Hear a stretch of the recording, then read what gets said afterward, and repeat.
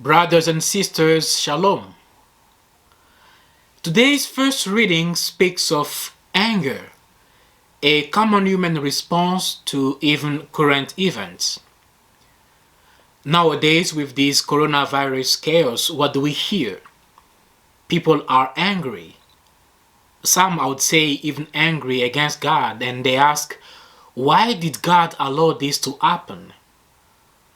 Why did God allow that even innocent people die because of a disease that they did not create?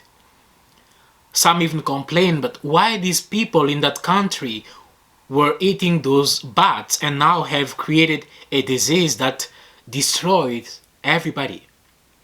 So it's a situation of anger. In the reading we heard, the Hebrews are now out of Egypt, and they have turned away from God. They have now formed or created a golden calf that they worshipped as a god. And they've said, this is our God who brought us out of Egypt. And that provoked God's anger.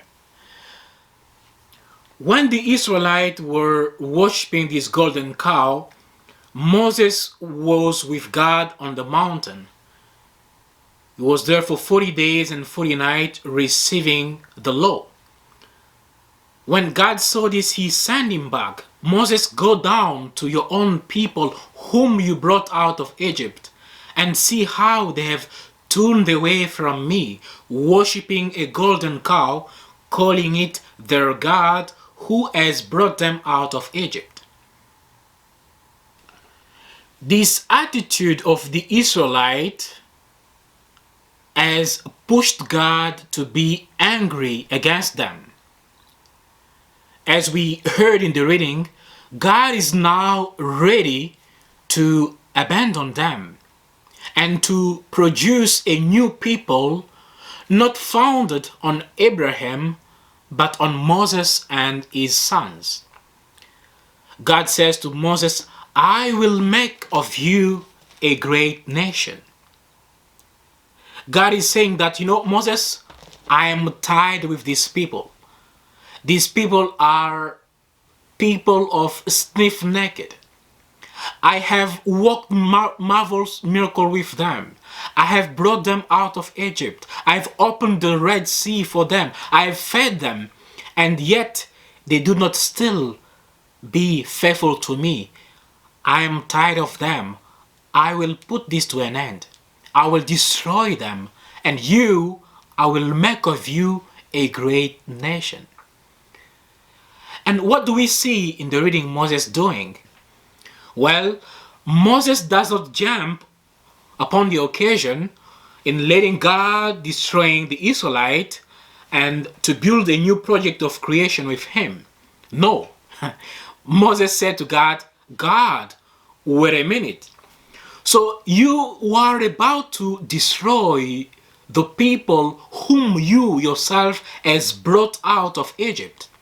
Oh, well, God, but the Israelite will say that it was because of evil intention that he brought them out of us to go and destroy them in the desert. So Moses now intercedes in behalf of these people. He tried to soften. He sought to soften the Lord's anger. And what do we see in the end? The Lord said, Moses, you know what? Yes, I forgot that. The Lord renounces from destroying his people. Now, what this reading can tell us or can teach us in our own life as a Christian. It can tell us this. In our life, we should value winning hearts above winning arguments. When God says to Moses, Moses, go down because your people whom you brought out of Egypt have become corrupt. They have been quick turned away from me.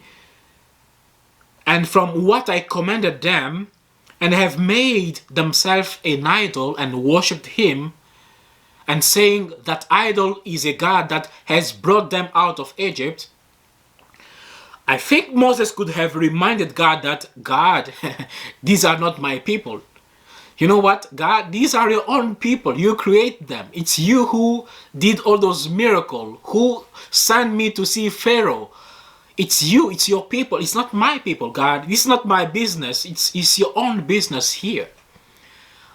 I think Moses would have won because he would have reminded God his responsibility and avoid the shame or avoid being responsible of the people that he did not create.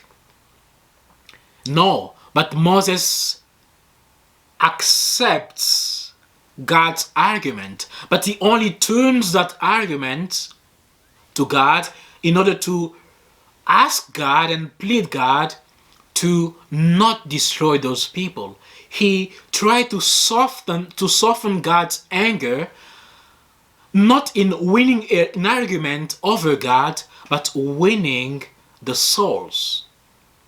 Asking God to not kill those people, but to let them be alive. This is an attitude that we as a Christian should live in our lives. Nowadays we have problems among friends, among couples, because we try to win arguments than win a relationship. We try to win a discussion, a debate, than win a life with someone or a partner. Many people broke up because of discussion on chips and toilet paper. Yeah, because we cannot argue, we cannot find a common ground, we are divided. But today Moses gives us an example that we should try to not win an argument on someone over a discussion, but we can try to win something much valuable. During a lively discussion, brothers and sisters, we must decide to concede a middle point in order to reach a positive outcome. This is what Moses did. He calls God. He reminds God that he is a God of love, a God who saved those people. Now, if this same God destroyed these people, he will, I would say, dishonor himself. People will be mocking him because of what he have done. That pushed God to his feeling, to his gut. That pushed God to see his love for the people. And God renounced from his project of destroying the people. The attitude of winning heart and not winning argument should be an attitude that we need to carry in our new evangelization. Pope Francis, Pope Benedict XVI, Pope John Paul II, Pope John Paul I, Pope John the 23rd, Pope Paul VI, all these late popes has called us for a new evangelization. And I think one of the tools of this new evangelization is to try to win hearts, not argument. Try to see where we can find a common ground to start teaching Christ, to start talking about God with others. This attitude of winning hearts, not argument, I think can enable us to perceive and lessen the temptation to first be angry and even to quick. Because you can come and tell someone, you know what, this is what the Bible said, and if someone is not open to that, you can become less in minutes angry. You can become angry and even quick from announcing Christ to others.